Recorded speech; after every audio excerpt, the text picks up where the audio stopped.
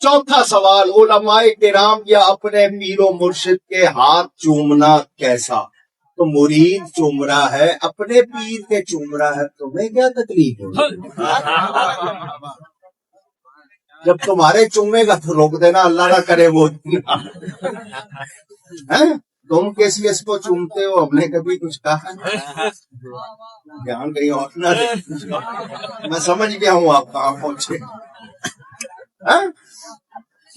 محبوب کا خط آ جائے چومتے ہیں، گلی کو چوم رہے ہیں، ارے مجنون تو اس کتے کا پاؤں چومتا ہے جو محبوب کی گلی میں آتا جاتا ہے۔ پیرو مرشد کے ہاتھ چوم لیے تو تکلیف؟ حدیثیں سناؤں؟ سبحان اللہ۔ صحابہ نبی پاک کے ہاتھ بھی چومتے تھے، پاؤں بھی چومتے تھے۔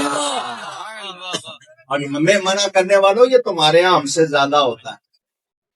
میری کتاب مزارات و تبرکات پڑھ لینا، سارے حوالے ان کی کتابوں سے دیے، انٹرنیٹ پہ موجود ہے، چھپی ہوئی ضیاء القرآن پبلیکیشن سے، مزارات و تبرکات اور ان کے فجوزات۔ قبر کو چومنے کا ثبوت چاہیے، میری کتاب قبر کے احکام اور آداب پڑھ لو، سارے حوالے ان کی کتابوں سے دیتا ہوں تاکہ بول نہ سکے۔ ہاتھ چومنا بھی سعادت نہیں، بیٹی کو چاہیے ماں باپ کے ہاتھ چوما، ماں باپ کے اونچی، ہاں۔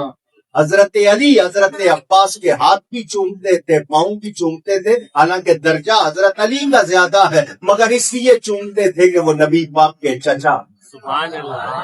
صحابہ کا عمل، حضور کے ہاتھ بھی چومتے تھے، پاؤں بھی چومتے تھے، یہ محبت ہے، یہ عقیدت ہے، یہ تعظیم ہے، یہ ادب ہے، اور یہ جائز ہے، اس میں برکتیں ہیں، مگر ان کے حصے میں یہ اونچی۔ میں نے آپ کو حدیثیں سنائی، صحابہ چومتے ہیں، نبی پاک کے ہاتھ بھی چومتے ہیں، پاؤں بھی چومتے ہیں۔ نہیں، امام نبوی مسلم شریف کی شرح لکھنے والے، سینکڑوں برس پہلے امام، وہ کہتے ہیں مدینہ جاؤ، مدینہ کے در و دیوار کو چومو، وہاں کی خاک کو آنکھوں کا سرما بناؤ کہ محبوب کے شہر کی خاک ہے۔ اور آپ کہتے ہو نہیں؟ کتاب تھانوی صاحب لکھتے ہیں اپنی کتاب میں، ایمان اور کفر کے اس کو نام کتاب کا، اس میں لکھا باپ کی قبر کو سرانے اور ماں کی قبر کو پائنتی سے چومنے کا ثبوت لکھا۔ تم لوگ اعتراض کرتے ہو، اپنی کتابیں پہلے پڑھ لیا۔ میرے دوستو اور بزرگوں، یاد رکھنا، ہم اللہ کے سوا کسی کی عبادت نہیں کرتے، اللہ کے کسی نبی ولی کی پوجا پرستش عبادت نہیں کرتے، ان کی تعظیم کرتے ہیں، اور تعظیم بھی وہ کرتے ہیں جو جائز ہے، جو جائز نہیں وہ تعظیم بھی ہم کرتے۔ حضرت عبداللہ ابن مسعود رضی اللہ تعالی عنہ، حضور صلی اللہ علیہ وسلم آتے نبی کے صحابی، حضور کی نالین حضور کے قدموں سے لے کے ایک اپنی دائیں آستین میں ڈال لیتے ہیں، ایک بائیں آستین میں ڈال لیتے ہیں۔ حضور صلی اللہ علیہ وسلم محفل سے باہر آتے حضور کے قدموں میں بچھا دیتے ہیں۔ صحابہ کے عمل کو پڑھ کے دیکھو، ہم فتوے لگاتے ہو؟ پوچھو حضرت سلطان باہو سے جو فرماتے مرشد دا دیدار میاں باہو، منو لکھاں کروڑا حجاں۔ سمجھ آ رہی ہے کہ نہیں؟ حضور نے فرمایا کہ نہیں حضرت علی کو دیکھنا بھی عبادت ہے، فرمایا یا نہیں؟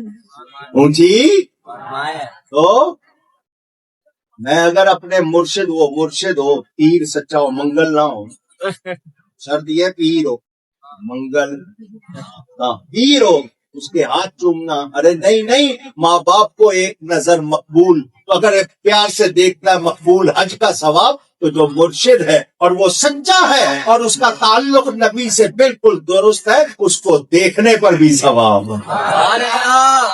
ان کے گلی کوچوں میں جانے پر بھی ثواب۔ آپ نے پڑھا نہیں اخبار الاخیار اٹھا کے دیکھے؟ نہیں، بہجت الاسرار کی تلخیص سبتت الاثار شیخ محقق نے لکھی۔ یہ شیخ محقق کون ہے؟ تھانوی صاحب لکھتے ہیں ان کو روزانہ بلا ناغہ حضور کی زیارت ہوتی تھی۔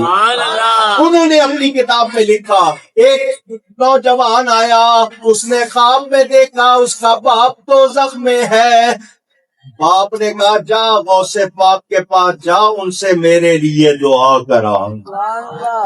باپ خواب میں آیا ہے وفات کے بعد، بیٹے کو کہہ رہا ہے غوث پاک کے پاس جاؤ اور میرے لیے اونچی لکھ وہ رہے ہیں جن کو روزانہ حضور کی زیارت ہوتی ہے.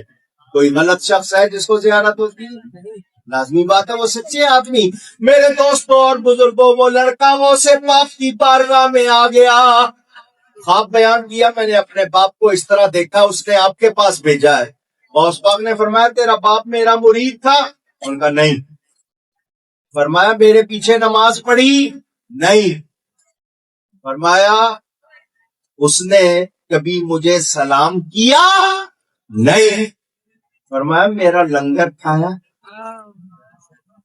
میرے ہاں جو لنگر چلتا ہے کھایا؟ اس نے کہا ہاں کھایا. فرمایا جا پھر تیرا کام ہو جائے گا. کوئی ہو عقیدت والا، محبت والا، نہیں سمجھے؟